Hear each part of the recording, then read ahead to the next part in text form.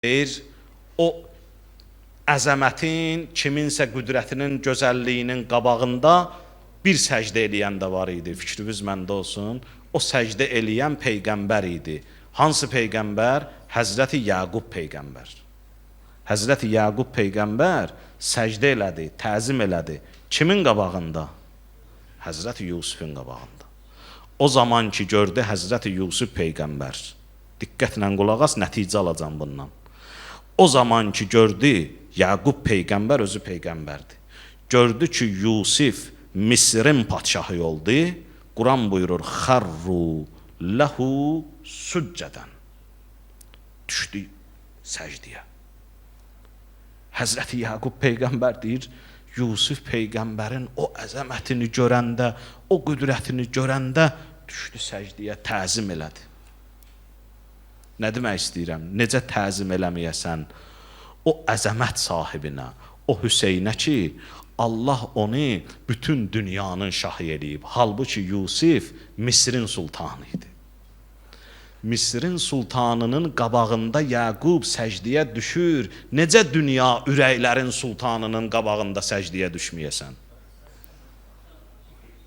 Halbuki o peyğəmbər idi. Başa düşdü ki, bu əzəmət o əzəmətin bir nümunəsidir, cilvəsidir. Gərək buna səcdə eləyib hörmət göstərəsən, gərək buna səcdə eləyib təzim eləyəsən.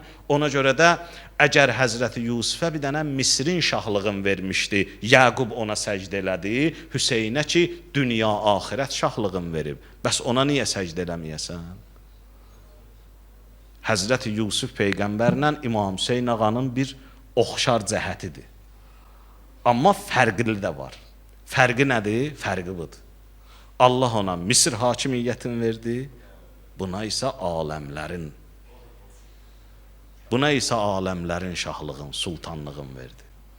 Dedi, sən get oldun aləmlərin sultanı Hüseyn.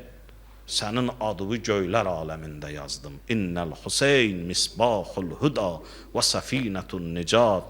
Hüseyn hidayət çırağı və nicat gəmisidir. Allah belə bir şahlıq verdi sultan. Niyə buna təzim eləməyə? Yaqub əgər Misir şahına, Misir padşahına təzim edirsə, biz niyə aləmlərin şahına təzim eləməyə? Amma o şah müstəqil şah deyil ha.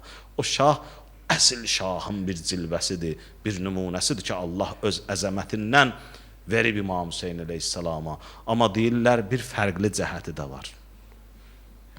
Həzrəti İmam Hüseyn əleyhissalamı həmişə Həzrəti İbrahimlə biz müqayisə eləmişik. Bu gecə istədim elə bir Yusuf peyğəmbərlə müqayisə eləyək. Bu müqayisənin birincisi, ikincisi də budur ki, deyir, bir fərqli cəhət budur ki, Həzrəti Yaqub, Yusuf ondan ayrıldı, ayrılandan sonra oğul atadan ayrıldı, görüşdə Yaqub övladını Misir padşahı gördü. Bu oxşar cəhət. Amma fərqli cəhət nədir? Fərqli cəhət budur ki, deyir Əli Əkbər ağa, İmam Hüseyn ağadan ayrıldı, ata balasını görməyə gələndə gördü qan içində. Orada Həzrəti Yaqub peyğəmbər gələndə gördü ki, Yusuf cahi cəlal içində, amma Əkbər Hüseyndən ayrılandan sonra ağa gəldi övladının görüşünə, gördü bu cah cəlal içində yox, bu qan içindədir. Hüseyn narahat olma, Əkbərin cahi cəlalını ürəklərdə, könüllərdə yerləşdirdim. Hüseyn sənin cahi cəlalını ürəklərdə, könüllərdə yerləşdirdim.